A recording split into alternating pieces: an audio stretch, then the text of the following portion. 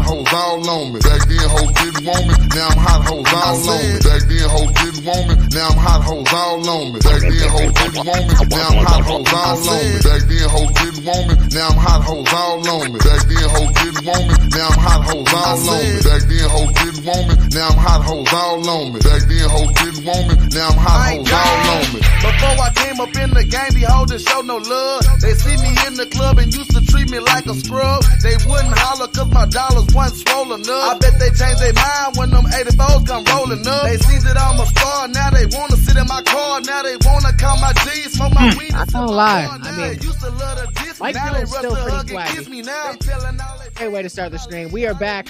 Degen Fantasy on September 27th. 8004.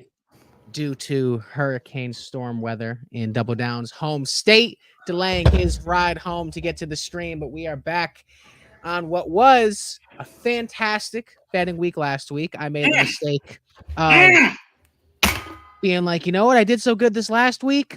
I'm going to bet on a bunch of props on the Thursday night game because you know what? Why not?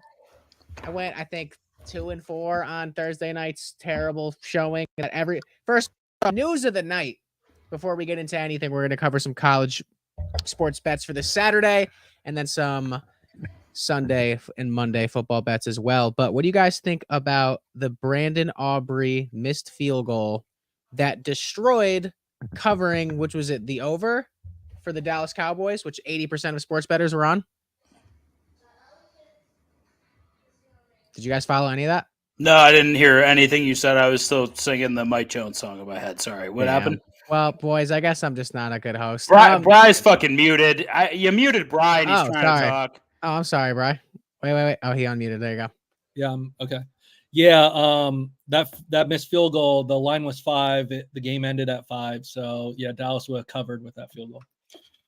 And Brandon Aubrey has been, if he, fantasy-wise, was ranked as a wide receiver, he would be wide receiver 6 this season. He's been putting up over 13 points a game as a kicker, which has been absolutely insane to see. But Smells in the chat, what up, bro? Appreciate you. We're going to start off the show exclusively on YouTube and Twitter, and then get into TikTok a little bit later because I want to be able to answer everybody's questions and not, hold everybody up. So, and I also want this sports betting conversation to be as profitable and as genuine and as smooth for everyone as possible. So, gentlemen, this is where I turn it over to you a little bit. I'm going to take down my pen and paper, write down the heat to give out because I'm going to be locked in this week. And I present you a beautiful little display I have for the lines for said Saturday. Gentlemen, take it away. All right, Bry, throw a dart. Tell me where you want to start today. Let's start with tonight's game. I don't know if you prepared anything, but go for it. Miami plays tonight against Virginia Tech. So last week, 3-0. I only gave out 3 bets. All 3 of them hit. Goddamn right they did. Wait a second. Wait, Brian, go ahead and say that again for everybody watching. Would you go 3-0? So that puts us at 73% on the year for college football. Goddamn, what a great just day. Smoking hot. I mean, can you be stopped is the question. I want to know if you can. Hold on. Before we break down this Miami game, and I have some thoughts, so I'll go over it, but are you the best college football capper you think on the planet, or is it like top 5 for you? How do you feel? Because since I've known you, and just to give a little backstory, we started in a Discord group together, kind of had a good vibe together, and we've been throwing bets for like 3 years now, maybe 4 years. Mm-hmm. Bryant is maybe one of the best college basketball cappers I've ever been involved with in any sort of way. And the college football is like not that far behind it. So just go ahead. Are you the best or are you the best? I mean, you have to go into each week thinking you're the best, right? Goddamn right. Screaming hot right now. And so let's continue. Run it. So Vatek goes into Miami. They are like 17-point dogs. It's not a good spot for Virginia Tech. Virginia Tech has struggled this year. They're 2-2. Miami hasn't given up more than 17 points all year, while putting up just ungodly numbers. Cam Ward has been absolutely amazing. So there's two bets I actually like tonight. So first half under 28.5. And I like Miami on the spread laying 17. So I think the game gets out of hand.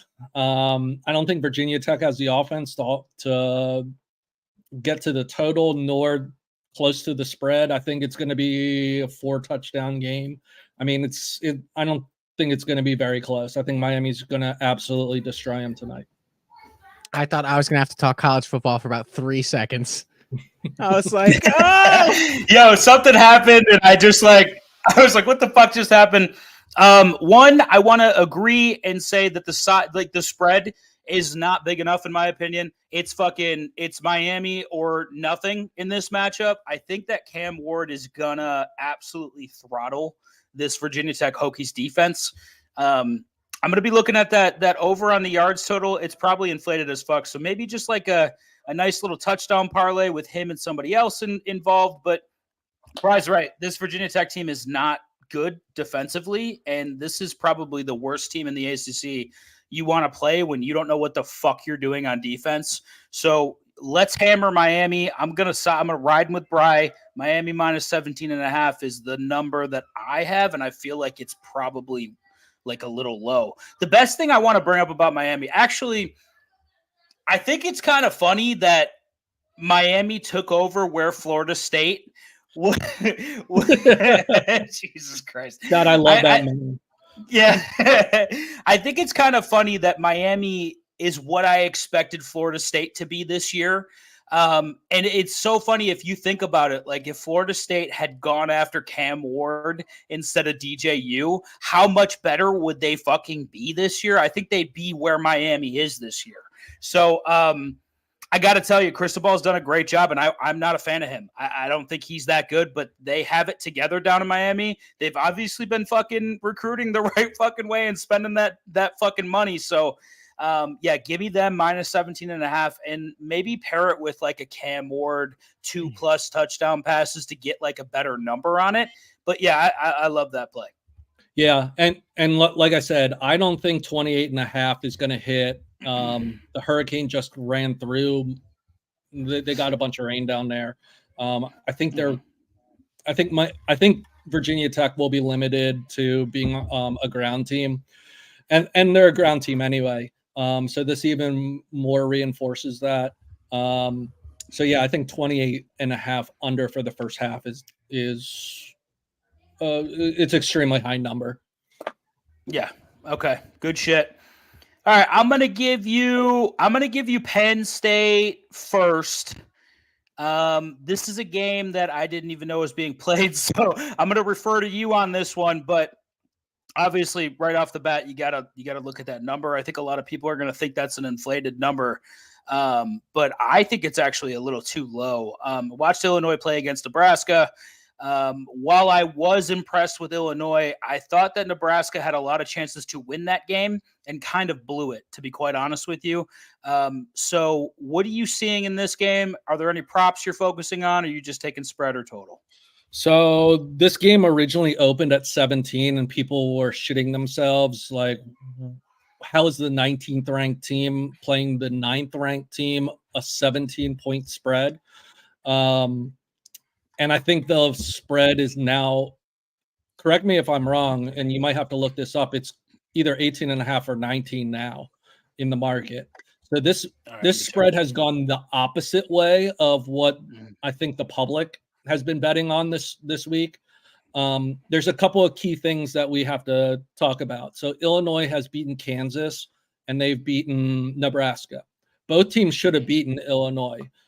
Kansas outgained Illinois in their game, but threw 3 picks and turned the ball over 4 times.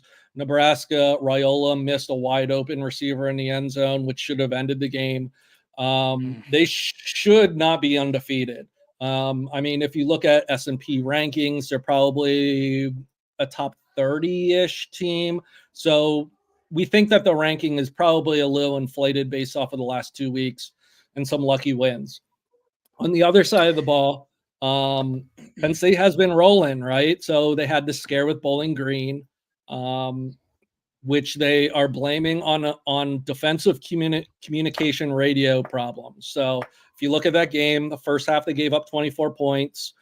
They fixed the communication problem in the helmet at halftime. They gave up 3 points the rest of the way out. And besides that one half, they've dominated on defense and offense. So I think that's probably what Vegas is seeing here in this game. It is a large spread. Don't get me wrong. Bielema keeps games fairly close. Illinois generally is a ground and pound clock control team. They're one of the slowest in pace in the nation. So there might be limited possessions. I like 2 bets in this game. I like Penn State minus 9.5 first half. And I like Nick Singleton over 9.5 receiving yards. Yeah, that is a crazy line. It's 9.5 in the first half. That's it? It is. Yep. Oh, sign me the fuck up for that. Here's my thing about Illinois. I don't know if they're going to be able to score. I'm going to be honest with you. I think that Nebraska game was really weird, but I think Bowling Green is an outlier here. Let's look at that Bowling Green game. They let up 27 points. You're right. It's 3 points in the second half, though. They got it together. They focused. I think that's an easy letdown game. The fact that they win that game by 7 and they shut them down in the second half shows me a lot about their team. Notre Dame did the same thing. They had a big fucking road win in Texas A&M. They come back, they lay a fucking egg against Northern Illinois, and they lose that game. It's very easy to get caught up in your own shit. And Penn State's coming off of a 34-12 win over a West Virginia team that I think is actually quite good. But I think if West Virginia was matched up against Illinois, I think that line would be probably razor tight, in my opinion. I think it would be maybe 3.5 towards Illinois, whatever the fuck. Here's what I'm going to say. Penn State has not scored under 34 points this year, and they have been doing it on the fucking ground, and they've been getting involved in the passing game too. He's looked 100 times better than he did last year.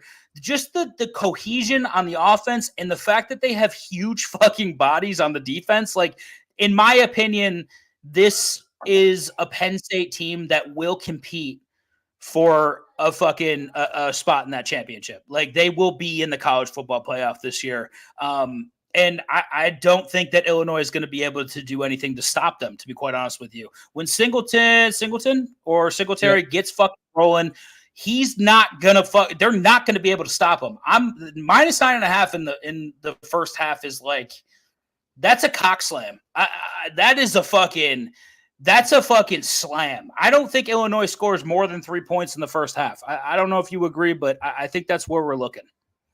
Yeah, and I mean, another point is, Penn State has a new offensive coordinator, Andy Kotelnicki. He came from Kansas last year. Kansas and Illinois actually did play last year in an out-of-conference game, and Kansas absolutely ripped Illinois apart through the air, on the ground, and everywhere in between. So if you go by history, Penn State definitely has better athletes than Kansas. Granted, I believe Illinois' defense is a little bit better than last year, but, I mean, it still goes without saying that the game plan is probably going to be very similar. Yeah, I agree. All right, my favorite spot here, I've taken Singleton to score a touchdown in every game he's played so far. I will be riding that again. I think he's going to score again. I think it's pretty easy that he's going to score again. It's probably like minus 220, but I'll match that with that minus 9.5 first half, and it'll be a nice little plus number for me. All right, so we've talked about Penn State. I'm going to be a little self-serving and talk about Notre Dame real quick. Big game, I think. I was surprised to see this line at 6.5, and I have to be real honest with you. I'm not impressed with the Louisville team. I know that they've given Notre Dame kind of fits in the past. I'm almost wondering, and tell me if I'm wrong here, Bri, I think this line is so low because when Riley Leonard played Louisville last year, he was at Duke, and they effectively shut him the fuck down. I think that's what we're really looking at. But when you really when you put the two teams side by side here, there couldn't be a more different skill set and a more different athlete. Notre Dame and Penn State have really fucking like stepped it up, and I think have lessened the educational standard possibly and allowed some more fucking athletes to come in. But I think you're dealing with a Notre Dame team that is effectively a buzzsaw. Leonard's going to run probably. Notre Dame's it just moved to 7 actually just now. So there's obviously some people that agree with me here, but I think that this is a slam dunk for Notre Dame. I think the team total for Louisville is stuck at like 19.5 or something like that. I'm going to take that under. I think our defense is going to be a little bit better in this matchup. I think Notre Dame's going to be prepared. They come out, lay an egg against Northern Illinois. Looks like they're going to lay another egg last week against Miami of Ohio. And then they effectively beat the shit out of them for the rest of the game. So I don't think this game is going to be close. I think 6.5 is a fucking gift. If you can find 6, that's a bigger fucking gift. I think Notre Dame is going to absolutely destroy Louisville. What do you think? I mean, one of the big things that I wrote down taking away from this game is that Louisville has scored 13 touchdowns this year, and 8 of the 13 touchdowns have been off explosive plays. And Notre Dame doesn't give up explosive plays. So I think that's definitely in favor of Notre Dame. See, I look at it a little bit differently. I think the spread is actually too big. I think it's going to be a really close game, maybe a field goal. I am not betting this game. I will watch it and will enjoy it. But at this point in time, I'm keeping this off my card. I do think Notre Dame will win, but I'm kind of leaning towards Louisville covering. Yeah, I could see a cover. I understand where your head's at. I could see the game going one of two ways. Either it's razor tight or a blowout. But I do think one thing we have to look at here. Notre Dame defensively, I think, is just better than they were last year. I know that seems kind of weird, but a lot of talent, a lot of guys getting in that backfield. I think we're just going to see another game where bigger, stronger, better athletes kind of impose their will, for lack of a better term there. So I got Notre Dame. I don't know about the spread just yet, but definitely Notre Dame winning. And Louisville team total under 19.5. That's at a nice like -105 I'm looking at right now. Yeah, I'm going to say – go ahead. The other piece that scares me about this game, picking either side, well, especially if you're looking at Notre Dame, is that if you look at the quarterback comparison, Louisville has the better quarterback. I think we can both agree that Louisville has the more talented quarterback. Agreed. Notre Dame probably has obviously the better playmakers around them. But if it's a close game and you put the ball in the quarterback's hands, sometimes you want the best player on the field to have the ball. So that's what also kind of scares me about the game is that Louisville will have the better quarterback in this game. And Leonard has scared me as far as passing the ball so far. Yeah, let me ask you how this bet tickles your penis there. -121, Notre Dame to win the first and to be leading in the first half and to win the game. Yeah, I mean, I feel like that's probably I like that a lot better than betting the spread and giving points. Yeah, me too. Yeah, me too. -121, I feel like is a really good fucking number on that. I'm probably going to take that actually right now.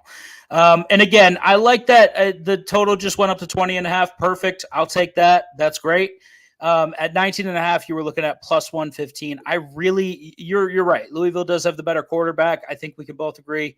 Riley Leonard has left a lot to be fucking desired this year. I think when Notre Dame dropped the bag off at the front porch, they thought they were getting a much more complete passer than they received. So we will see how this one goes. I'm hoping Notre Dame can beat the shit out of them, though. Yeah. All right. God. I think if I were to bet this game, and this is not an official bet, I'd probably take the under at 46.5.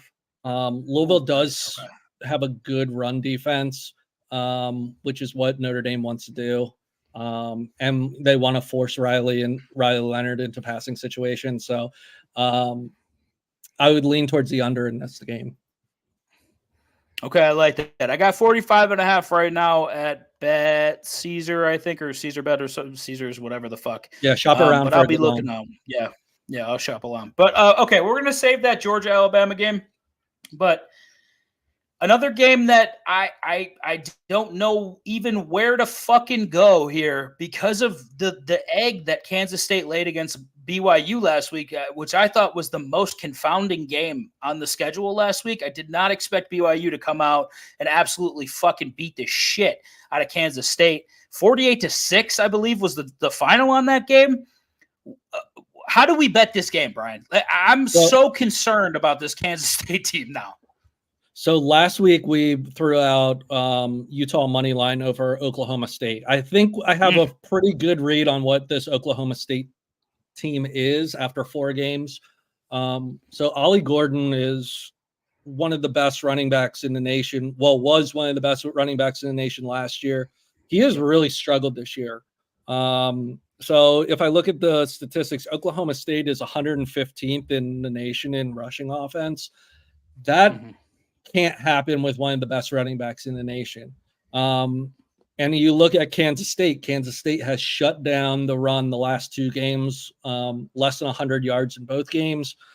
I am not a believer in this Oklahoma State team. And it kind of proved out last week.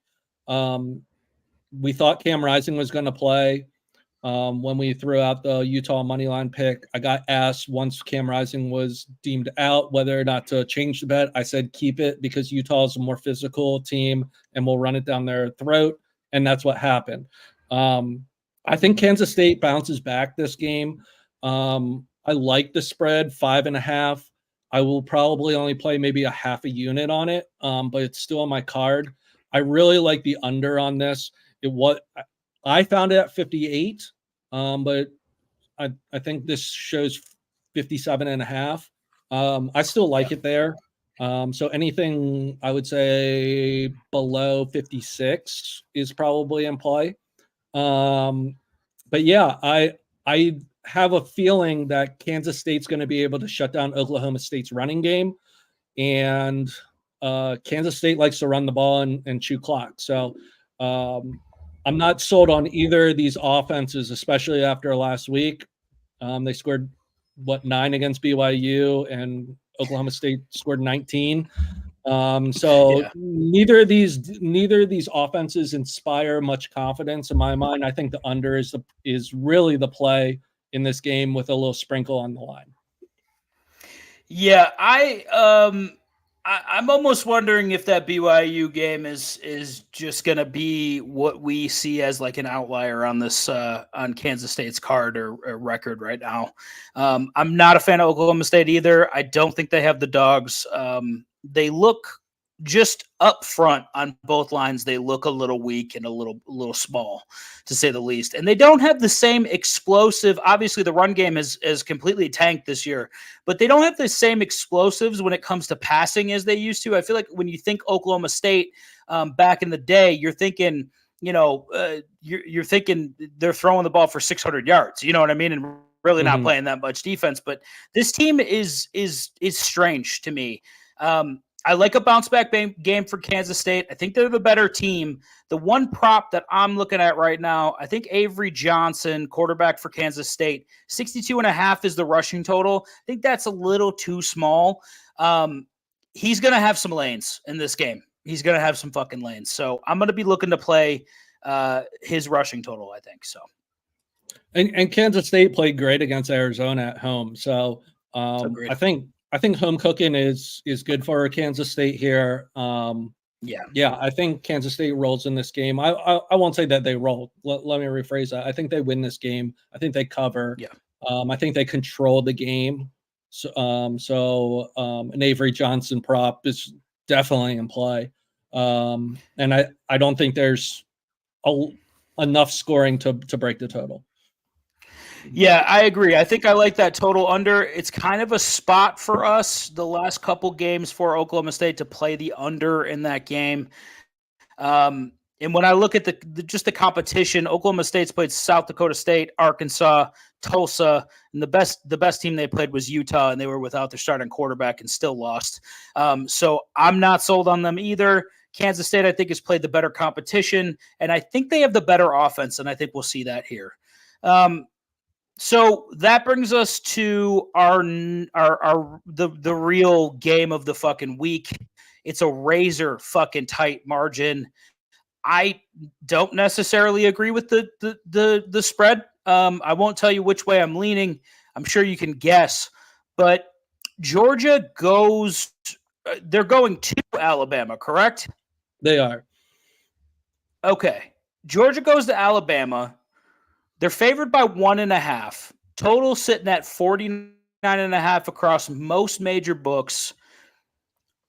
What do you see in this game? How do you see it going? So I've gone back and forth on this game. I looked at the revenge aspect, and I kind of liked Alabama at home. So Alabama hasn't been a home dog since 2007. So let's just think about that. 2007. That's so fucking crazy. That's 17 years that they haven't been a dog at home. Yeah. And there's a 17-year-old on Alabama. One of their wide receivers is 17 years old. So for his entire life, they haven't been a dog at home, which is mind-blowing. Then I go back to, okay, well, yeah, Georgia struggled with Kentucky. Well, first they beat the shit out of Clemson. And we said, oh, Clemson's not Clemson this year. But then Clemson goes out and just absolutely waxes App State, who we thought was maybe a G5, one of the best G5 teams, and then dismantled NC State last week. So Clemson's it seems like Clemson's pretty good, but Georgia absolutely wrecked them. And then they go into a Kentucky game, and it was a really tight game at night in Lexington. And I think everyone was like, whoa, let's pump the brakes on this Georgia team, right? And they escaped Lexington with a win. They didn't play their best ball. Here's an interesting stat. So the edge rushers for Georgia, both of them were backups, and they played 50 snaps plus each. The next edge rusher that played only had 17 snaps. So they really didn't have a defensive line rotation in that Kentucky game. Now, who are they missing? Well, 2 first-round draft picks. So you get Mikael Williams back, and you get Jalen Wilson. And they'll both be first-rounders. And we think that they're both going to play. Williams practiced yesterday, so it sounds like he's going to be a go. Kirby said that he's hopeful that he's going to be playing. So I can't imagine them not getting him ready for the biggest game of the year. I don't know. I keep going back and forth. If I were to place a bet, I would be betting on Georgia. I think they bounce back. I think that defense is way too tough for Alabama. Alabama struggled with South Florida for 3 quarters, even though the score didn't necessarily reflect that. And then they beat the shit out of Wisconsin after they knocked out their quarterback. So I'm not as high on Alabama as far as an offensive team. I think they're going to try to pound the ball and run the ball, which is right in Georgia's wheelhouse.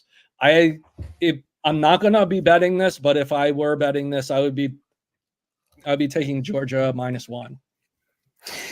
Yeah. I know you say you're not going to bet this, but I'm going to bet it for the both of us. I have enough bet for the both of us, Bri. So here's what I see. I see a lot of angles to attack this fucking game.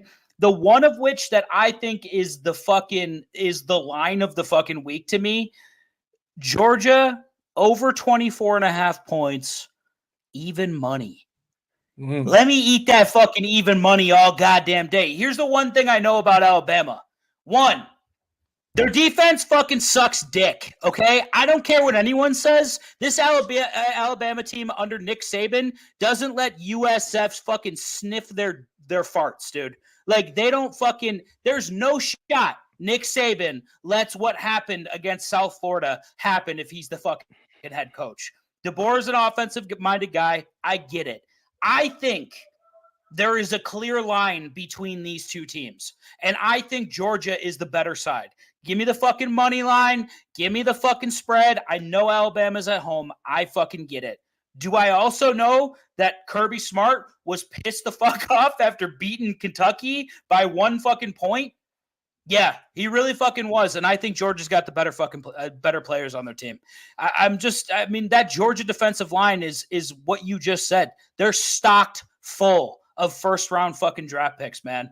That defense is nasty, and I think Carson Beck gets back on track here. That 24.5 is too low. That's too low of a line. I think Georgia. I think we're looking at a Georgia's team that scores at least 31, at least. Yeah, the other piece is, so Georgia's coming off a bye, so they've had 2 weeks to prepare for this game. Alabama's secondary hasn't necessarily been tested this year, let's say. I mean, Kentucky can't thread the ball down the field. South Florida couldn't really thread the ball down the field. The majority of Alabama's secondary are portal transfers. So we just don't know what that back end looks like for Alabama. And that uncertainty definitely scares me, especially when a high-powered Georgia offense with athletes all over the field come into town. So yeah, that's why I lean towards Georgia. I'm not going to bet the game. I'm going to let it play out. But I can't see how you can bet against Georgia in this game. No, you just can't. And I really think you're going to see a really refocused Georgia team that nearly lost to a fucking Kentucky team that shouldn't be able to hold their jockstrap. I mean, that's just what we were looking at there.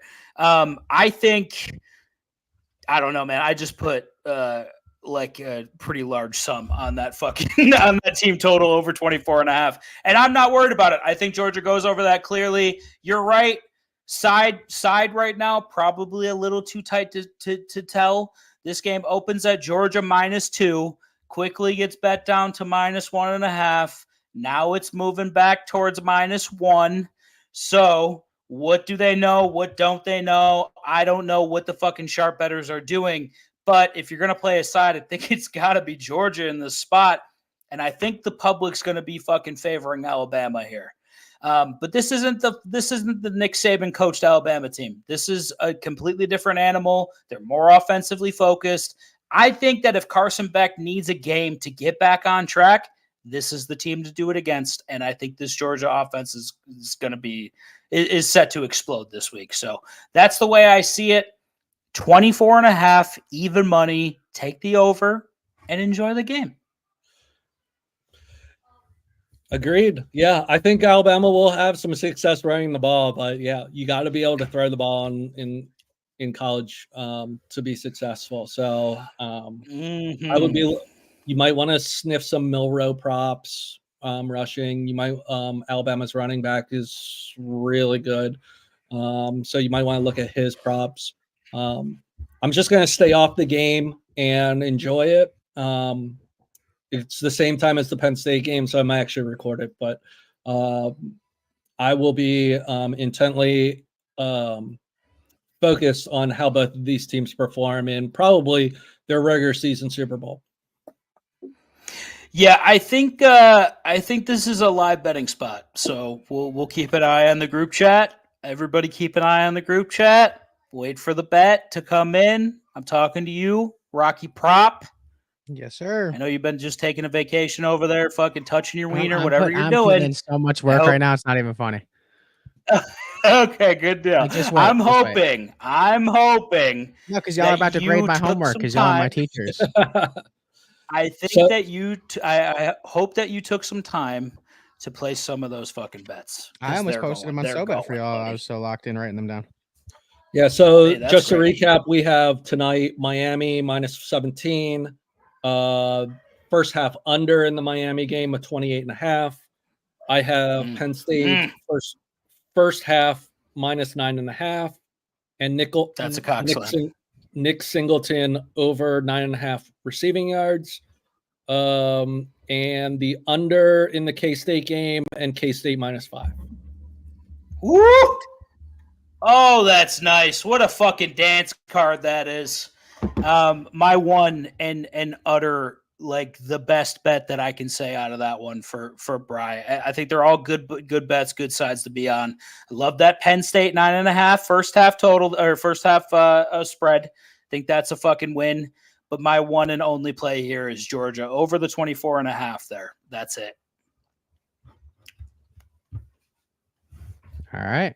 So, do you all want to inquire? So, first off, I've been trying to follow just college football more in general. I'm gonna actually put myself up on the big screen so I can feel like one of the crew members. You guys know what I mean? Oh, here I am. All right, anyway, so I've been trying to get into more watching college football. And with that comes every one of these props. Learning players. So anytime I've tailed a pick or even seen you guys give out picks, a lot of the time what I do is I go look at their highlights, whether I look it up on TikTok or not, just to get a general idea. Because tell me now, as a sports fan, you kind of remember an athlete's body language and their play style first before you know their name. Do you agree? For example, when Victor Cruz first came to the Giants, my first thought was, I was like, who's this just young, fast dude that's hopping over everybody? And that's kind of how you recognize them. And I feel like that's kind of just identifying who's the best player in every team has been helping me a lot. But what I've been cooking on this side of the field, okay, is, I might have a little too many. There's some props that may or may be halfway typed out on SoBad. They'd be posted if I didn't have to post a description. And I would like you guys to grade them before we get into some fantasy football to end the stream here. So yeah, without further ado, here they are. First one's Andy Dalton over 225 passing yards. What do you guys think about this pick versus Cincinnati? How do you think he's going to do in a game where Cincinnati needs a W? I think he's going to have to throw the ball. I like the over. Cincinnati got absolutely butt fucked is the right word. Yes. Perfect word. 2 words actually, but yeah. Yeah. The right phrase. Their secondary looks terrible. And Washington was able to just dot them up over the top. They weren't able to get pressure. 225 seems low to me, especially against that secondary. Yeah, so that's his over, and that's what I was. Go ahead. Yeah, I think that's a great fucking line. The one thing you see when you watch the tape from that Panthers game last week is that the red fucking rifle still got it, buddy. I don't give a fuck what's going on. That fucking dude can throw a ball. And it looks like the only thing holding the Panthers back was Bryce Young. And that sucks for Bryce Young. And he got his bitch stole. He's having a rough fucking month, dude. Bryce Young is about to find himself on the unemployment line. And he's being replaced by Andy Dalton, and Tyrese Maxey stole his girl. That is a rough fucking month, dog. That is tough. What a horrible month for Bryce Young. And I got to tell you, I could give a fuck less. I think Andy Dalton came in, stole his job, and maybe he coordinated with Tyrese Maxey to steal his girl, too. I think Andy Dalton set this motherfucker up. Tell me if I'm fucking wrong. But 225 is too low. Here's what I see when I look at Cincinnati. They're fucking horrible on defense, okay? To let some of those fucking throws were ungodly by Jaden Daniels, don't get me wrong. But that secondary is god fucking awful. That are god awful. McLaurin burned in a double coverage at what? How old is he? 28, 29, 30 years old. Burned 2 safeties, 1 safety and 1 corner in double coverage for a fucking bomb like the first of Jaden's career.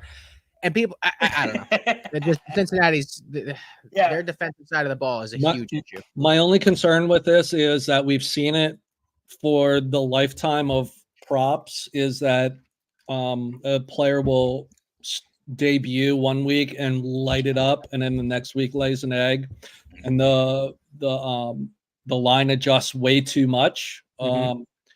That's my only concern about it, but I still think 225 is too low. Yeah, and I don't know if they're playing in Cincinnati or in Carolina.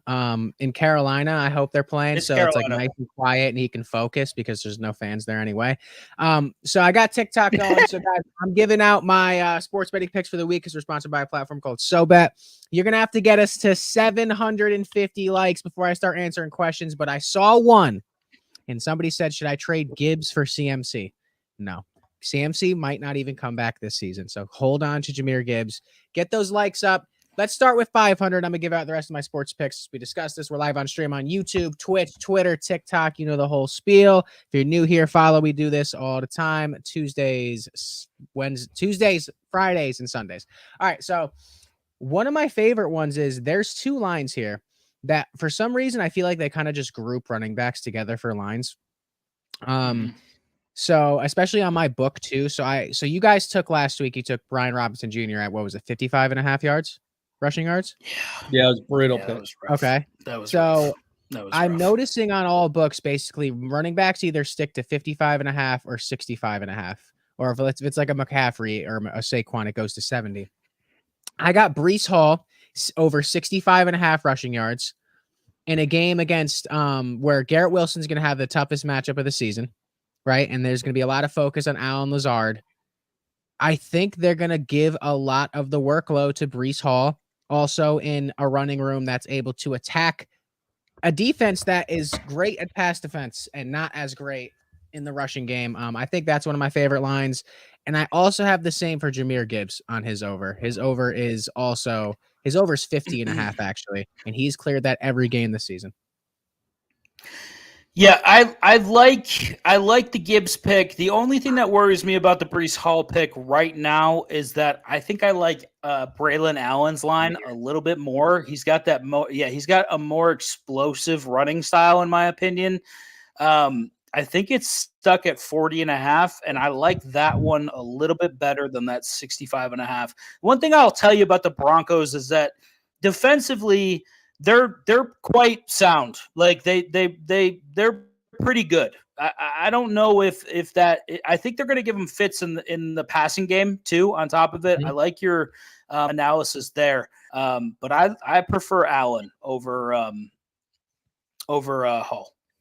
All right, that's cool. And then so I'm gonna go over one more pick, and then we're gonna get into some of these quick TikTok questions in a second. Guys, keep liking the stream, and I'll get to it right now. So one that moved actually that I replaced that I have to adjust on here. Jordan Addison coming back. His line is 35.5 receiving yards. Okay. And I also like it moved down from 40. It did move down from 40. Okay. Ooh, that's coming back. I'm totally fine with that. Coming back from an injury. Okay. I forget who the fucking wide receiver in Minnesota is that's taking some of the targets right now in his place. I think that, if T. Higgins can come back from injury, which was a little bit more of a severe hamstring injury, and clear 35.5 receiving yards in his first game back, I do think that Sam Darnold can get him to Jordan Addison. Jordan Addison's younger and a little bit more dynamic, in my opinion. I think that's a really ballsy thing to say out loud. I think Jefferson is really good. I don't know who the other guy. Are you talking about the other guy, or are you comparing him to Jefferson right now?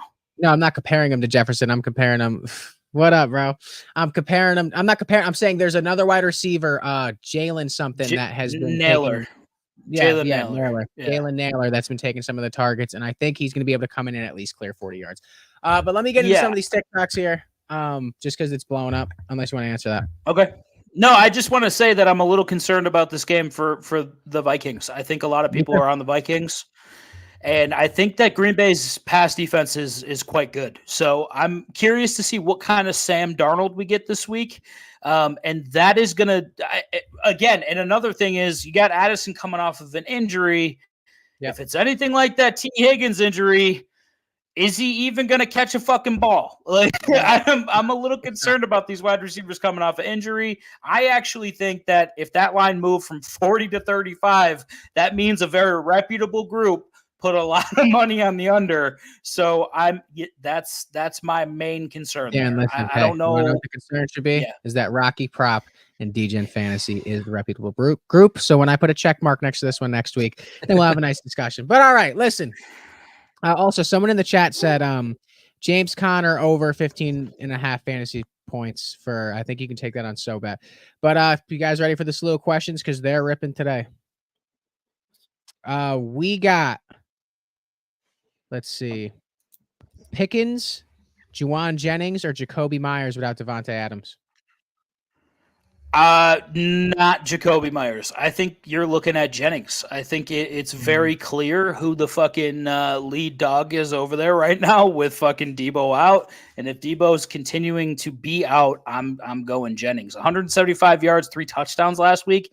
I'm so glad he's on my bench. You know, it's funny. You say, real quick, you say that like some reputable person came in and put this money on Jordan Addison's under when you just said that Juwan Jennings is the big dog in San Francisco after one good football game. I think it's fucking clear. I think it's very clear that Ayuk has taken a step back. He got his fucking money finally, and now he's taking a fucking little vacation mid-season. I think that's what's happening right now. Kittle's coming back, so that opens this pass game. I think Ayuk's breakout comes this week. 3 weeks is usually how long training camp is, and you start getting into full form. I think week 4, he's going to come into a game and do pretty well. Have you guys seen this kid out in Cincinnati, the Romanian Rocket? Yeah. What's his name? Iosovas, Matheson, or Irving for starter sit? Matheson or Irving? Ooh. We're picking 1 or 2? 1. God, I don't like anything about this Bengals team, so I'll probably side with Irving. Drake London or Deontay Johnson? Oh my God. Mm-hmm. That's a tough one. That's a fucking tough one. I feel like Cousins, like, I feel like London's the one there. Mm-hmm. Do you not? Yeah, he is. Like Cousins, after 3 games, we've established that London is Cousins' favorite target. Yeah, I think that's pretty clear. I agree with you on that one. I'm trying to pull up targets right now for London. So he's been targeted 19 times. It's the most on the team. Actually, Mooney is the second most targeted wide receiver on this team. Be curious to see what the over is on Mooney because I did like his game last week. But yeah, I'd probably side with London. All right, I like that one there. And cool. I just blocked somebody the entire live because they was spamming. First time I ever did that. All right, Anthony Richardson or Caleb Williams? Go AR. I'm feeling it this week. It's AR. He's back, baby. Against the Steelers? Against the Steelers? Yep, against big old black and yellow. That was dangerous over there. I don't like Anthony Richardson at all. I do not like Anthony Richardson at all this week. The Steelers are the best defense in football right now, and they literally have that team at 3-0. It's not due to the offense. I can assure you that every 100-yard throwing game from fucking Justin Fields is not helping the Steelers win a fucking single game. It's the defense, and I am not going to be playing one of the most erratic quarterbacks that I've ever seen play the game. And I watched Josh Allen for his first, his rookie season. So if I could say that about AR, I'm good on that. I'll side with Caleb Williams. I think he is playing. Let me pull it up. Home against the Rams. At home against the Rams. Yeah, that's a great matchup. Yeah, there's a reason why Chicago is laying 3 points to the Rams right now, which I think is the most absurd line ever. But I do think the Rams win that game, but I think the Rams can be had through the air. Like that's very clear. So if they can keep Caleb standing, it's Caleb. T. Higgins or Khalil Shakir this week? Khalil Shakir is playing Buffalo, playing Baltimore. and Higgins is playing I think Carolina. it's Shakir, right? No, I think it's Shakir. I like Higgins' matchup, but I like Shakir better this season and as of late. So I would start Shakir, but I don't know with Higgins. The one thing I that never felt good about having Higgins. I get it, but the Panthers did look better last week. They looked like they felt like they could finally win a fucking game, and I think they played up to their actual talent level. They do have some good defenders. They have a good defensive scheme. The Ravens have looked really old to me, and they can't close out a fucking game. If you give me a wide receiver that can sit down in that zone, can sit down in a man-to-man coverage scheme, and just find the pockets where he's supposed to be to catch the ball, Shakir is by far the number one wide receiver, the number one receiving target in Buffalo right now. It's Shakir, it's Kincaid, and you even saw a little flash of fucking Coleman. I don't know if that's because the fucking Jaguars are that fucking bad, but the Ravens defense has not inspired any type of confidence with me at all. So I'm going to play Shakir in that matchup. Okay, fair enough. Someone said Kyler or Burrow. I think we are all probably going to go unanimously Kyler. One, because he has the rushing upside. Two, because he's playing the Commanders. Even if they're slinging the ball, like it's going to be a shootout. On top of the fact, are we taking Kyler over? By the way, yeah, we're taking Kyler over the pass yards, right? Oh yeah, for sure. It's already on the board. Okay, thank fucking Christ. Good Lord. Okay, got him on his that's a cock slam. Pass yards, but he doesn't have Trey McBride this week.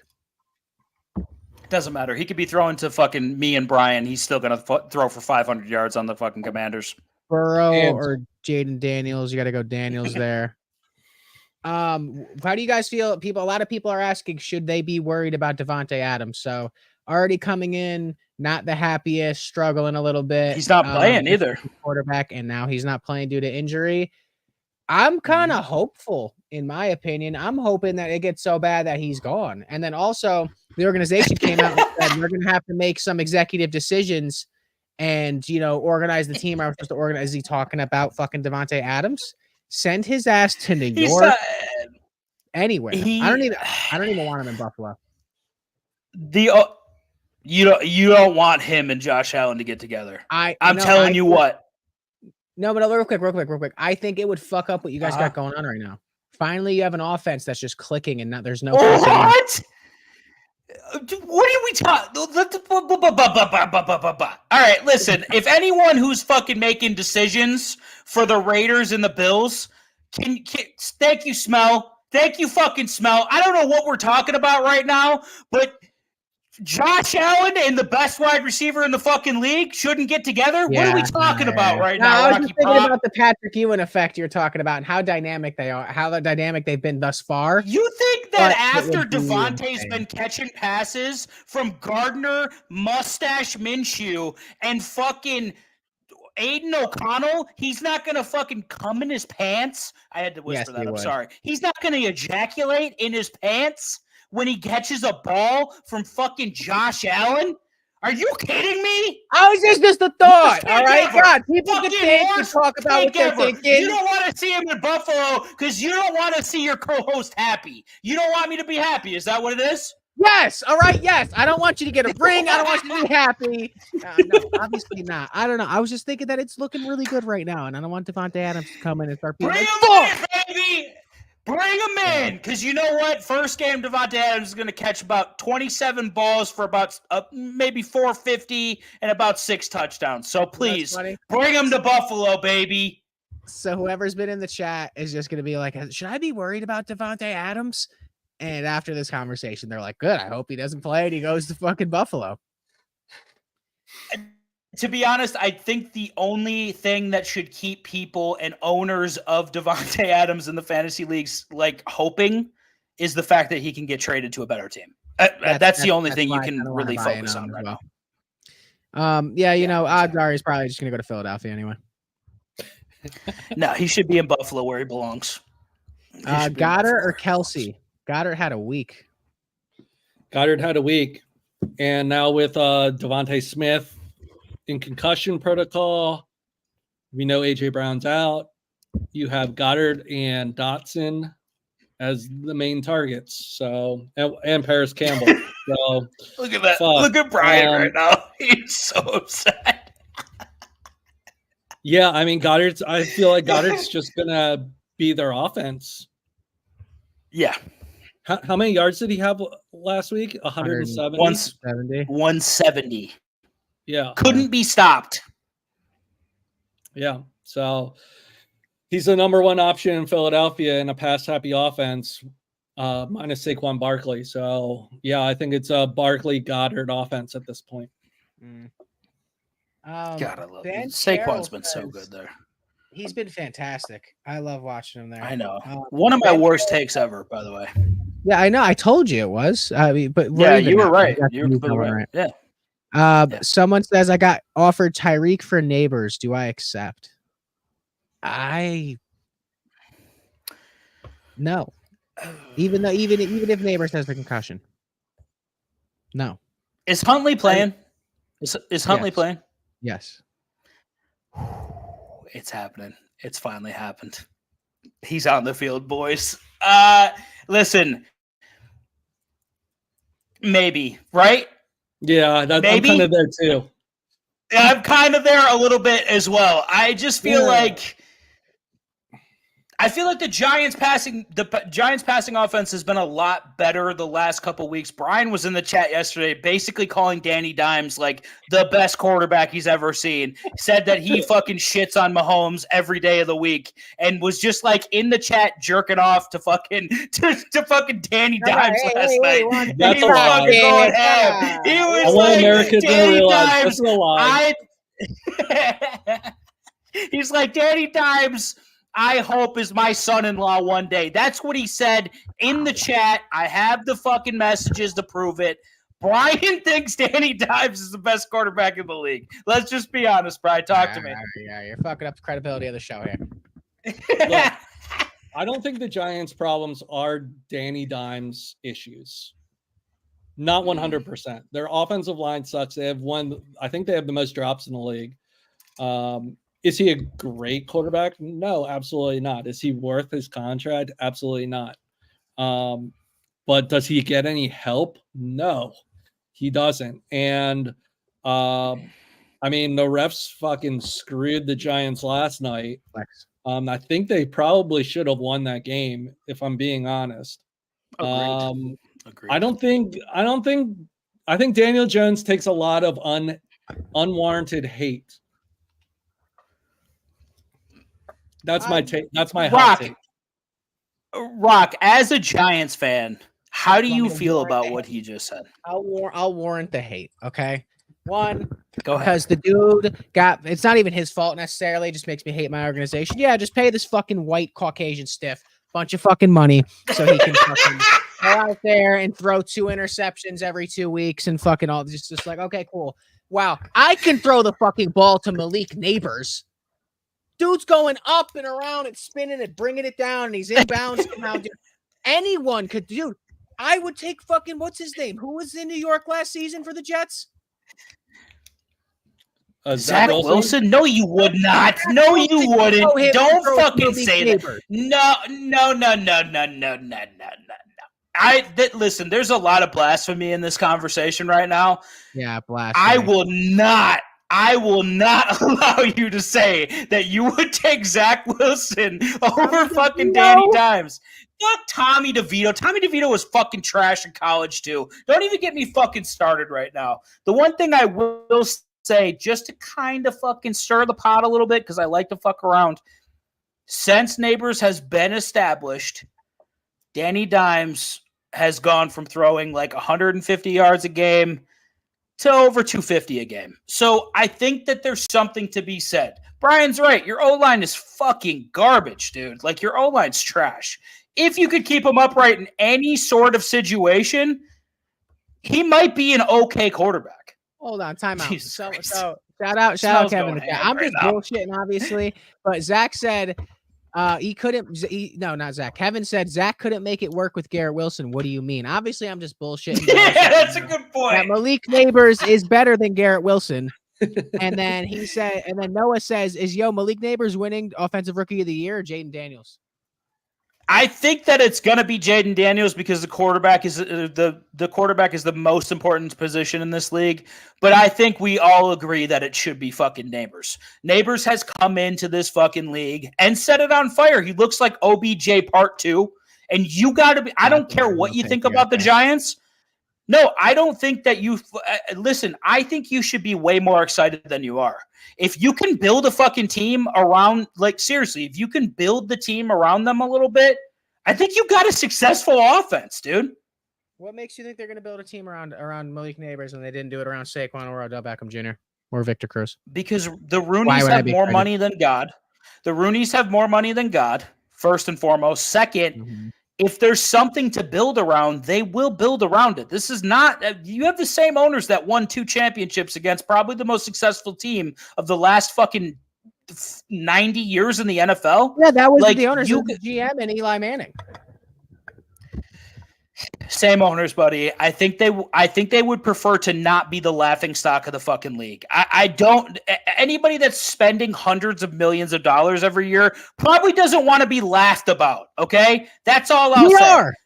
We are. Smell says, but not for long because Neighbors is a real fucking number 1 wide receiver, and he looks like the best wide receiver to come out of this last draft, which was like wide receiver heaven, to be quite honest with you. There's a lot of great wide receivers that came out. So be happy you got exactly. Be happy that you have something to build on. Smell says, and this is a good one for Bry, should I try to buy low on AJ Brown right now? I mean, I think so. He's going to be the number 1 target when he comes back. He's Jalen Hurts' boy. So I mean, I was high on AJ Brown coming into the season. Obviously, injuries derailed his campaign. But yeah, if you can get a good trade for AJ Brown, I'm all for that. I think that would be a good buy low candidate. Brian, when does he come back? It sounds like he's going to be out for so what week are we in now? 4. He might be out another couple weeks. Yeah. When's your buy? Yeah. See, it's early up soon. Let me look at it. Week 7, right? Yeah. Week let me look at it. I'm looking at it now. Hold on. I'm pulling it up. We have. It's an early buy. Is it early? Are you sure it's early? You got Browns next week. Right? Oh yeah, it's after this week. This is your buy is after this game. Joe Alt. Hey, what do you guys think for defensive rookie of the year? Joe Alt? That's an offensive tackle. Oh fuck! Who's the dude that fucking the defensive tackle or whatever the fuck it's called? I'm not well versed on that. Do you know the odds? Pull up the odds for that. Fucking award. Let me answer this question from Blue Yays. Good to see you again, buddy. Glad to see the same names in here. Starting Hubbard or Steele, Jennings, Myers, Watson, or Sutton. I'm guessing we just start picking between Hubbard or Steele and Jennings, Myers, Watson, or Sutton right now. Go ahead, Bry. Give it to me. I'm trying to look up how many carries Steele had. I mean, it was a pretty decent workload from what I could. I was half watching the game, to be honest with you, but I felt like he got enough carries. He got the lion's share of the carries. Am I not correct? Yeah, he definitely did, right? But Kareem Hunt is active. Is he? He's active. Yep. Latu. Plus 600. Jared Versey. Plus 300. Dallas Turner. Where's Latu playing? Where is he? I forget. I don't like defensive awards anyway, but that's a good line, actually. All right, last game against the Falcons, Steele had 17 carries. Oh, yeah. No, he had 17 for 72 yards. Yeah. Damn. I mean, Andy Reid likes to get his running backs involved. Even when he was in Philadelphia, you had Brian Westbrook, Deuce Staley, you had Shady McCoy.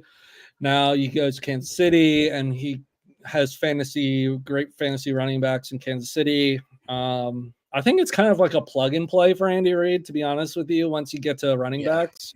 I would, based off of the workload that he got last week, I would probably lean towards Steele to continue to get the lion's share of carries and maybe score a touchdown. Yeah, I agree. I would say that the Panthers are probably going to spend most of the time throwing the ball to catch up with the Bengals. I think the Bengals win against the Panthers, finally get their first win. But yeah, I side with Steele there. Jennings, Myers, Watson, or Sutton. I think the only one you can play out of those is Jennings, right? Huh? Yeah, I think the only one you can play, is Jennings. That's a hot hand, I right? feel like, Yeah, I gotta go Juwan. yeah, you gotta go Jennings. Yeah, absolutely. Yeah, Christian Watson ain't gonna do shit even if Jordan Love plays or not. A lot of Jennings questions. A lot of people screwed him off waivers. Love or Darnold if Love play is Love playing? I mean, he was questionable last week, right? I don't think he's playing, man. I think what they're doing right now is not declaring him out to make them have to scheme for him as well. Yeah, they're gonna do the fucking whole McCaffrey thing. Yeah, because I feel like the Packers next week play the Rams, and I much rather bring Jordan Love back against a team that can't pressure the quarterback at all. So, yeah, I would assume that Malik Willis is starting this week. So in that case, you have to start Darnold, right? I agree. Hey, one for Brian. Connor, thanks for the follow, brother. Connor says, what do you think about Jahan Dotson now that AJ Brown might not play? Yeah, a tricky situation, right? So Dotson hasn't gotten many targets since he arrived. I think, well, he came late to camp, so trying to get him involved in the offense has been a little slower than we probably hoped for. So you have Dotson, you have Paris Campbell, Britton Covey's hurt. So of the Philadelphia receivers, you have AJ Brown that's out. You have Devontae Smith has a concussion. Britton Covey went on IR. So you're really down to Dotson, Paris Campbell, a rookie named Johnny Wilson, and I think that's pretty much it as far as the fantasy impact players. I mean, out of the three of them, I would assume Dotson's the most talented. I think Paris Campbell's washed. Now, I feel like the offense is going to go through Goddard and Saquon this week. Yeah, but you can't. They can't do it all themselves, though. They can't do it all themselves. I think he'll get I don't know, 4 or 5 targets, maybe 4 or 5 targets would be my guess for Dotson. Yeah. He just hasn't. The jury's still out, right? He hasn't. There's no historical data that he's been able to do it. And look, we've had that issue before when we brought in Golden Tate. It took him fucking forever to get involved in the offense. He really never did. I feel like this is kind of like the same way with Dotson, that we were kind of just waiting for him to break out. So I don't know if this week's the week, but his workload will definitely increase with all the injuries. I'm hoping that he gets incorporated because I enjoy watching him as a player. One of Dan's favorites, Noah Mead says, rate my team 1 out of 10. Mahomes, Kenneth Walker, Joe Mixon, Justin Jefferson, Rashee Rice, Brock Bowers, and Nico Collins. Niners defense and Jake Moody. Jesus Christ. Yeah, that's a fucking that's like a 9. I feel like that's a 9 for me. Yeah, I wonder what his first pick was. His first pick had to be Jefferson and then Nico. Yeah. And then Rice went late. It was Jefferson. Had to be Mahomes next. Jefferson, Nico, Mahomes, Mixon, Walker, Rice, Bowers, Moody. That's how I went. And great fucking. Damn, what a fucking squad, dude. Dude cleaned up. Oh, is that 10-man or 12-man? Let me 9. know. That's a 10-man, by the way. That's either an 8 or 10. That's not a 12. Yeah. Start Allen Lazard or Jacoby Myers. Surtain is guarding Garrett Wilson and Tay is out. Yeah, I just think also, Denver's entire pass defense. I know Surtain, is it Surtain or Surtain? I know Surtain gets all the acclaim because he's a great corner. Their entire backfield of corners is actually very stout. So I don't feel good starting any Jet this week. Jennings, Jacoby, or a Dunze. I A mean, lot of people on Jacoby, but like, what has given you last season, Jacoby Myers. What about the offense? I just like, what about the Raiders' offense has given you any sort of confidence that they're going to be able to fucking throw the ball like accurately and well? I see your question. I just want everyone to think about that. Like, just because Devonta Adams went down doesn't mean that like Gardner Minshew is like a better quarterback now. Yeah. And he's going to be able to fucking find Jacoby Myers. Like, I don't get. Listen, you got Jacoby Myers, keep him on the fucking bench or put him on the waivers where he belongs. Like, that's the only thing you can do with him. I mean, Jacoby Myers now gets their best corners. So, should I do Worst matchup Josh for him. Jacobs? Should I do Josh Jacobs and Drake London for Gibbs and McLaurin? Yeah, I like that. I just like Gibbs. I love Gibbs. Yeah, I feel like if you're getting Gibbs out of that, that's a win. Yeah, I just like Gibbs out of that. I'm not crazy about McLaurin, but he's serviceable. I think Gibbs is better than Jacobs, and you're kind of just trading down a little bit from London, but London and McLaurin are probably neck and neck. Aaron Jones or Mr. David Montgomery?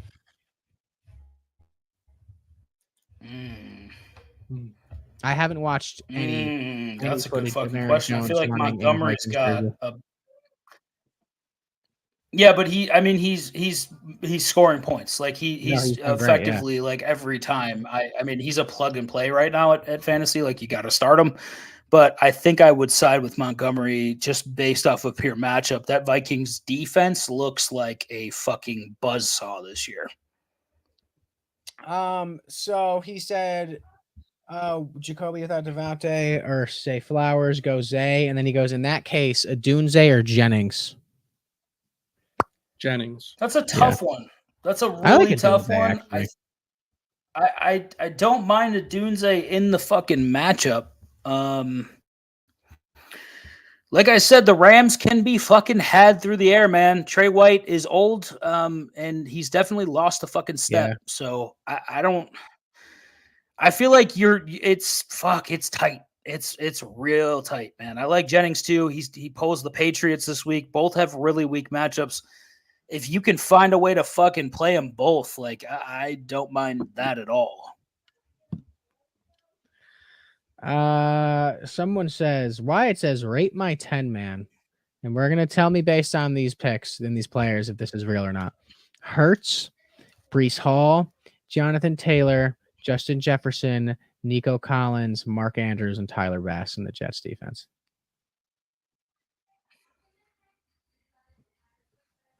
I don't understand how you grabbed 3 first round. My head exploded. Yeah, so you had to have taken Breece first. And then you had to have taken Jefferson or Taylor next.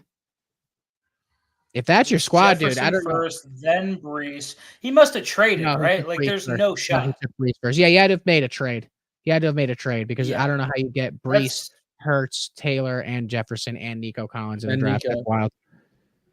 That's a great I traded for them. Wyatt, you fucking fleeced everyone. Another Tyreek 9 for me. Harrison. I think you go Marv here, but I have both many leagues. What was the matchup? Tyreek or Marvin Harrison. Oh, I think Tyreek comes back pretty strong this week, buddy. No, I gotta see it. I drafted him with high capital and like. Hey, let me ask you a question. Let me ask you a question. Okay, so say Tyler Huntley comes and plays, right? And let's just say Tyreek Hill catches 3 touchdowns, 130 yards, gets like 40 to 37 fantasy points. Okay. Are you trading Tyreek? No. Because when Tua comes back, which he's going to come back. Tua's going to come back. Okay, if there's one thing that we can know, hold on, when they're playing shitty teams, which their schedule is filled with, Tua is going to be able to get him the ball. He knows how to run the offense. It's not like they're not a great regular season team. Yeah, they can't win in the playoffs, but fantasy's played in the regular season. So no, I don't trade Tyreek just because like Tyreek can have 5 games back to back with fucking 25 points. Like, it's happened before. He'll do it again. He's the fastest fucking dude in the league. Like, I hate that we're selling him so quickly here. Like, there is something to be said about like sticking with these fucking guys until their fucking team gets healthy again. Like, Tua's coming back. We all know it. He's not going to fucking retire. He's already said he's not going to fucking retire. And Tyler Huntley's good. To get anybody of value. Yeah, exactly. I don't know who's. Also, we need to send a note to the Dolphins front office and coaching staff that Tyreek Hill can run the ball too. He's not just a receiver. He has 1 carry this year. Fucking Wildcat. This is what I've been screaming. Like, fucking put him back there. Yeah, put him back there and let him fucking go, dude. Like, let him just give him the fucking ball and see what he can do with it. Start Juwan Jennings or Josh Jacobs in flex. I'd go Josh Jacobs. Ew, no, don't do that. That's tight though. Someone said trade Diggs for Jennings and Sutton. No. Oh, absolutely not. Do you think Walker plays this week? I pray to God he doesn't. I think what you're gonna see when he does come back is that Charbonnet has absolutely earned split carries with him at this point. If you want Walker. No, I'm just saying, like, if you want Walker to survive the rest of the season without getting injured, he cannot carry the ball 20 times a game, dude. He just can't. He's gonna get fucking injured. He's had the same oblique for like 2 years now, dude. Like, he's got to split carries. I think Charbonnet has fucking earned it. He's looked incredible. Yeah, no, I agree. And Kenneth Walker, every time I see his name, it makes me feel like he's old because he gets hurt so much. He's a young cat. Yeah, he's young, dude. He's really young to be hurt this much. I just think Charbonnet is going to steal some of those carries, man. I mean, granted, in college, he got ran into the ground. So, I mean, some of this is predictable based off of the amount of carries he had in college, and he had a heavy workload. So, was he Michigan State? Yeah. Mm-hmm. Okay. Hey guys, they ran him into the fucking ground.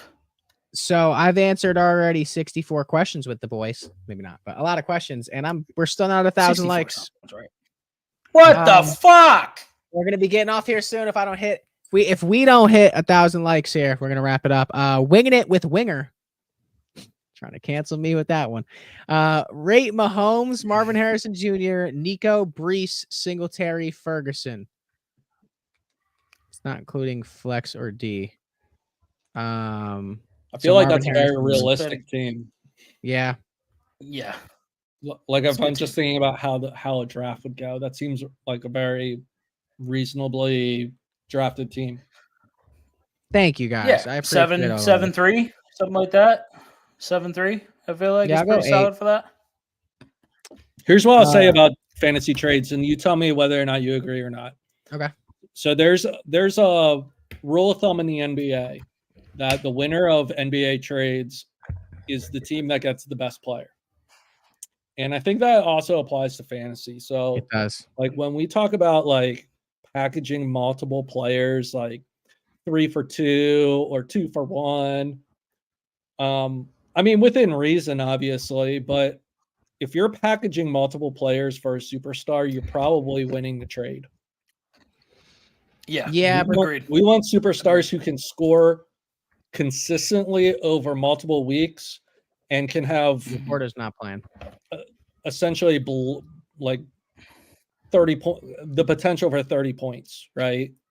If you have a guy who has a ceiling of like 12, 15 points consistently every week, I mean that's good, but you want your home run hitters.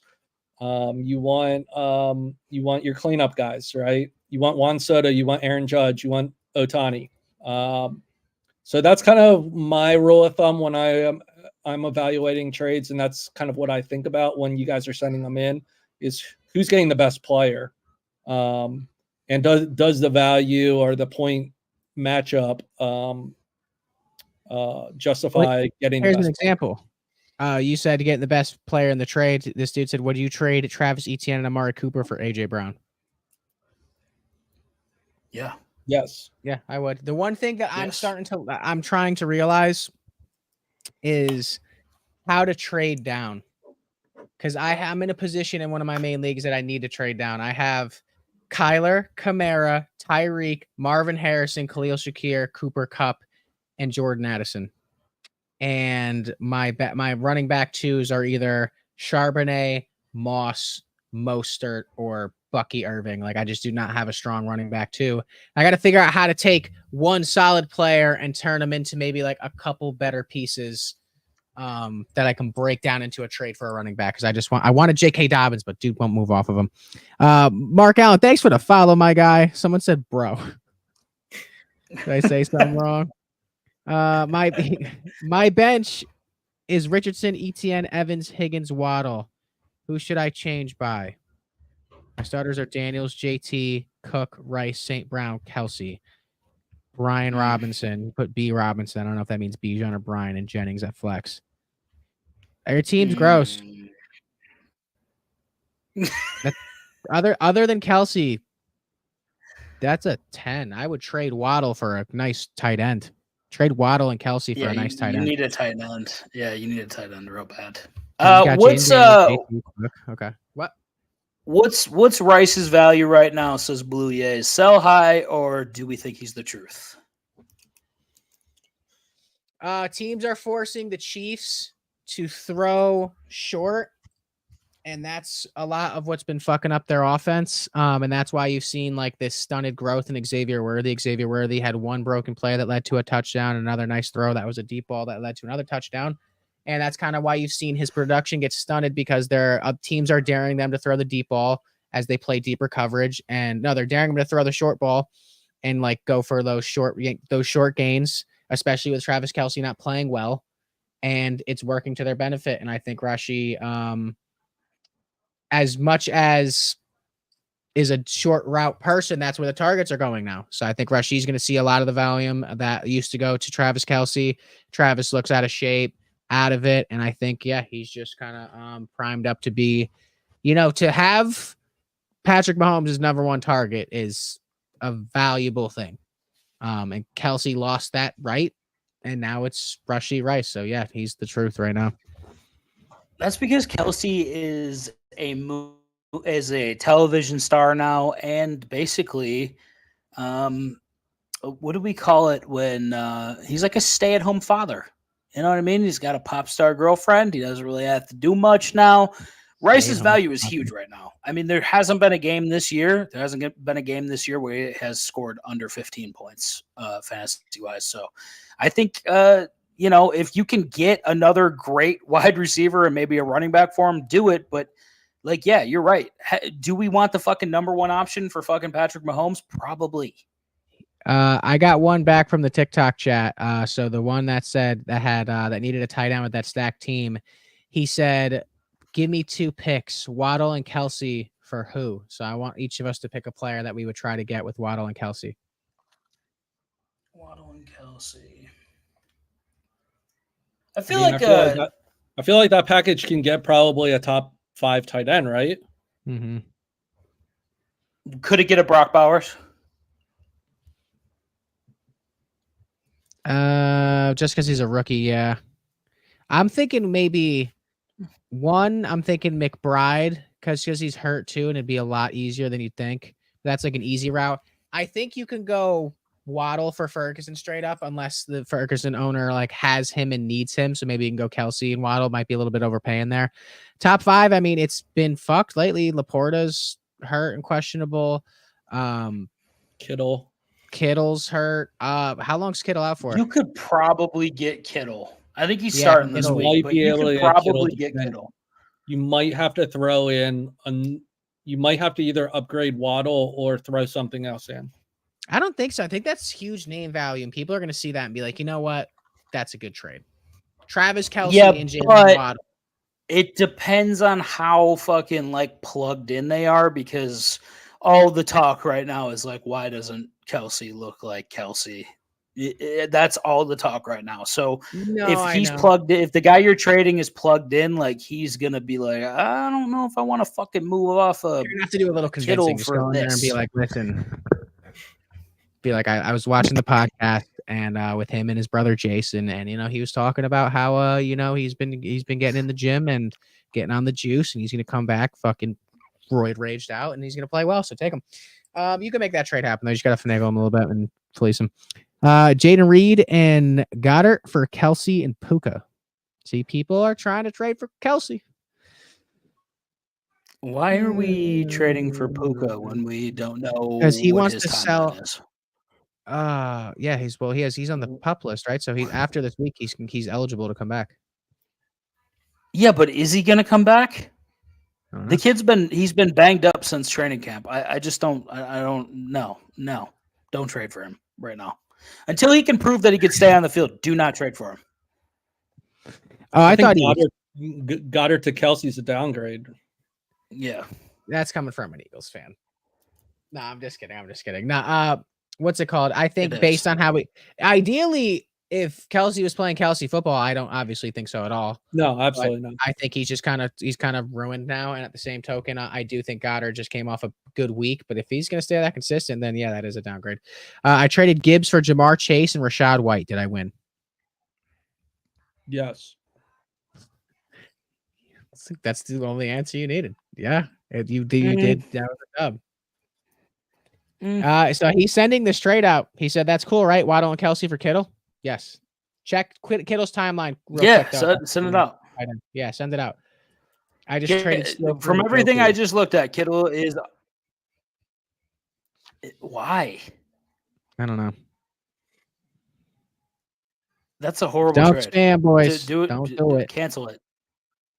Laporta cancel that trade. If you could cancel that fucking trade, cancel it. No, tell that boy to fucking cancel the goddamn trade. That's a horrible trade. Ooh, here's one that's a little different. Okay, hold on. All right. Traded Devontae Adams and Jahmyr Gibbs for Kenneth Walker and Amon-Ra. Oh, okay. Okay. I mean, I get it, right? So Adams is in a shitty situation.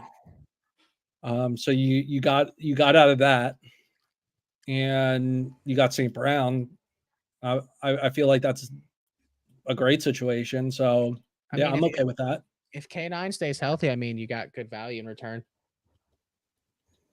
What's a fair 1-for-1 with Jordan Mason? No, not you. Cancel it. No. Don't cancel the Kelsey trade. We were talking about someone trading Carson Steele for who?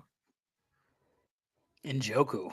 Yeah, unless you needed it. No, don't cancel don't cancel the Kelsey trade. What's a fair 1-for-1 trade with Jordan Mason? What position are we going after? I guess receiver. Let's just call it running back. No, you can. I don't think you can go 1-for-1 with running back unless you want to just lose value. Let's just do any running backs position. are a huge premium right now. No, Yep. I know. Maybe an Aaron Jones, possibly. Aaron Jones, yeah, that's a great one actually. Aaron Jones. Josh Jacobs, maybe. Trying to think. It does look like Kittle is on track to start this week, by the way. Good. Well, that's a great fucking trade option in there. I think y'all should trade for what's his name? Brandon Aubrey. Kyler or Dalton this week? Kyler. Yep. We trusting Tyreek with Snoop Huntley? Listen, I've watched Tyler Huntley play since college. Brian, I'm sure you watched Tyler Huntley play in college, right? I did, yeah. This guy is a serviceable quarterback, and I think he's going to be able to get the ball to Tyreek. I don't think he's going to have trouble doing so either. Every time he's come in for the Baltimore Ravens, he's looked good. He hasn't looked fucking dynamic by any means, but he's looked good at least. So too, someone said traded Pickens for Marvin Harrison after week 1. Did I win? Yes, you did. Yeah. Deontay or Olave in the flex. It's clear to me that Deontay is the number 1 target in Carolina. I don't know if that fucking I don't know if that means anything right now because we don't know what kind of. Yes, you're right, Smell. Utah Tyler was fucking different. He was awesome. He was fucking Huntley at Utah was fucking phenomenal. Pulled off a lot of upsets. Okay, I guess Deontay. I guess, but that's only because they're playing that Bengals team they're just horrible on defense. All right, I'm gonna read a few more here, and I think we're gonna get close to wrapping up because I am tired. I think the boys are too. Traded Olave and Dobbins for Chase and Najee. What do you think? I think that's a win. Jamar Chase. Olave and Dobbins for Jamar Chase and fucking who? I think it was just a throw-in. It was and Jamar Chase and Najee Harris. I don't know. I don't. Where the other option CD already played. Keep Nico Collins in Harrison, AJ Brown, Pickens. Worthy my other options. CD already plays. Should I keep Nico over Harrison, AJ Brown? Well, obviously over AJ Brown, but Harrison might be someone that you should look at starting this week just based off of the matchup they're playing the Commanders. So points are going to be at a premium there. There's a trade I can make. Trade Kamara for Garrett Wilson and Jordan Mason. Tough. Oh, okay. I like that. Shakir Odunze, Shakir. And what do you guys think? You want to call it a stream? Hour and 30? We'll be back on Sunday, right? I don't like you rushing me and Brian whatsoever. You guys can stay on. I'm exhausted. Let's answer one more, Mr. Exhausted, from doing what? From doing what? All right. Hey. So Jonathan Taylor Thomas was Huckleberry fan, right? And versus Buzz Lightyear, right? Yep. I'll take Buzz Lightyear. JTT also famously known for Home Improvement as well. Yeah, I mean, they came out of the same cast, but where did his career go after Home Improvement? Yeah, but who's more handsome right now? I'm taking JTT. Here's the real question. Who's more racist? Thank you. Well, I don't think Tim Allen was ever a heartthrob, right? Yeah, that's a good point. That's a great question. We like those types of questions too. Yeah, keep them coming. Standard scoring, I'm starting JTT just based off of those beautiful blue eyes. Yeah, Jonathan Taylor Thomas definitely got a lot more pussy. Yeah, that's a fact. That's a fucking factual statement. I've never heard anything more truthful than that. Trade for Henry or for my team or nah? I forget what your team is. I'm literally not. I'm not. This Baltimore Ravens team just stinks right now. I don't like it. Henry's going to get maybe a nice little touchdown here and there, but he looks old. Yeah. Why don't you like Baltimore? Because they can't close out a fucking game. Like you're beating the fuck out of the Cowboys, right? You're beating the fuck out of them. You should close that game out at least up 10 points. You barely win that game. I get it. Yeah, what would Buffalo What do you like about them, though? They would fucking win by 30. So I don't know. I can't really relate because we've only been winning by 30. The NFL script said that the Cowboys needed to score some points. So Is that what the script said? Don't fucking start with the conspiracy shit. Don't you start with that shit right now. All right, Rocky Prop, you look like someone pissed in your Cheerios over there. So let's call it a day. Let's call it a day because Rocky Prop's a little sleepy from. We've go for an hour and 36 minutes. Just saying, Rocky Prop, you're making everyone sad right now. All right, let's call it. Bring it in. Give me Mike Jones. Yep, Mike Jones. How do you feel about Get Mike Jones up on the low, because Mike Jones about to blow. That's how we feel about him. My major deal, these hoes wouldn't give a damn if I was here. I said before the ice was in my grill. Before I got my major deal, these hoes wouldn't give a damn if I was here. I said before the ice was in my grill. Before I got my major deal, these hoes wouldn't give a damn if I was here. Because back then, hoes didn't didn't want me, now I'm hot hoes all on me. Back then, hoes didn't want me, now I'm hot hoes all on me. Back then, hoes didn't want me, now I'm hot hoes all on me. Back then, hoes didn't want me, now I'm hot hoes all on me. Back then, hoes